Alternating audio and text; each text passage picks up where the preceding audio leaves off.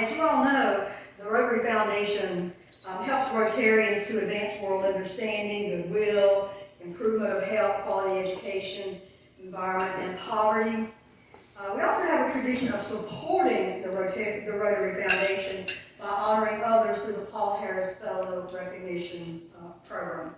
Today, I would like to honor a very special person to me as a Paul Harris Fellow. So Harold Benoit, if you would come up, please. Harold Benoit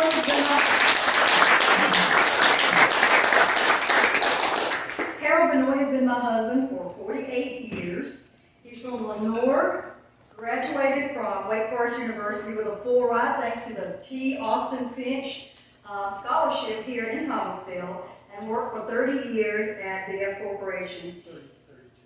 32. Excuse me, he worked 32 years in the F Corporation.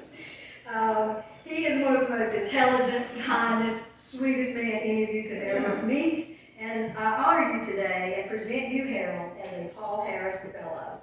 I love you.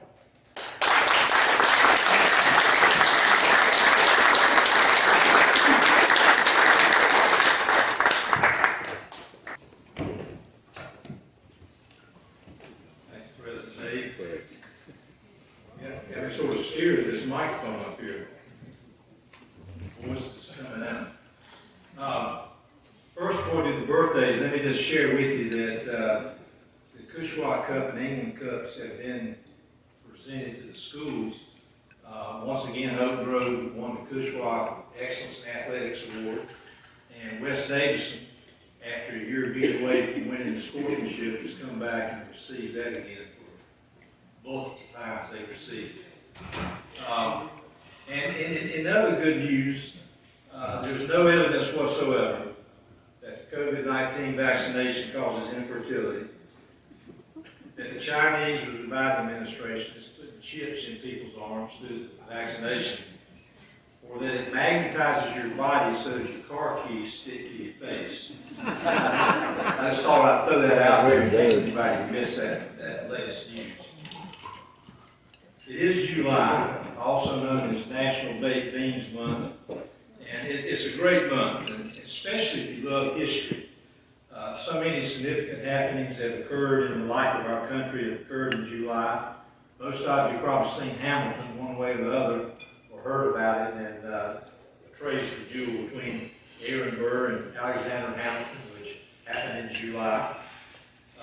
You'll soon be seeing, somebody will, the latest edition of the Sports Illustrated swimsuit issue, which I've been told by some people who know always comes out in July. And Battle of Gettysburg, the ending of the Korean War, the Scopes monkey trial, all those occurred in the month of July. It was also the month, most of us remember, in 1969, when what happened, who walked where? Neil Armstrong walked on the moon and took that giant step for mankind.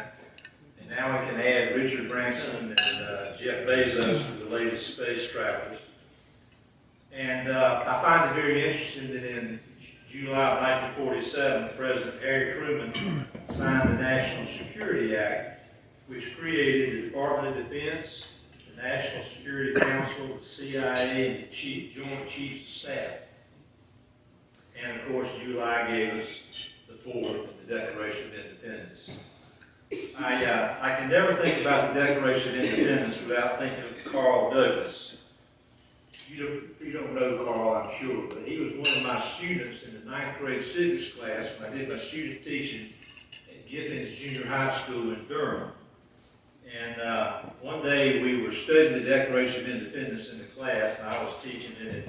We had about 15 minutes left in the class, so I thought I'd be kind and give the students 15 minutes left to go ahead and get their reading assignment or homework for the next day. And as 9th graders are wont to do with free time, they basically just talked and they would write notes to their girlfriend and stuff like that. So I decided to pull out one of my teaching techniques, was to give them a pop quiz. 5 questions. And one of the questions was, where was the Declaration of Independence signed? And Carl's answer was, at the bottom of the paper. Give that boy an A. To this day, Carl Douglas is the only student from Gibbons But it is a great month, and it's especially a great month if you love being born. We've got people like Princess Di, Pam Anderson of Baywatch fame, Imelda Marcos of Shoe fame, Calvin Coolidge, and our own Richard Petty, who were all born in July. And even more famous folks, we got 12 Rotarians, Raleigh York, and if you'll stand when I call your name, Wayne Underwood, Judy Yance, of course, Dr. Bob Sprinkle, Hunter Thrift, Beth Alexander, Jason Tuggle, Steve Arthur, Tony McCullough, Ricky Murphy, Wes Patterson, and Kate Gentry. Those are 12 really good ones right there, without a doubt. We started off pretty good the first three. They all remain standing. And they say it's cheaper by the dozen, so if you'll remain standing, Phil will lead us in our Calvin Coolidge version of the Happy Birthday song. Across the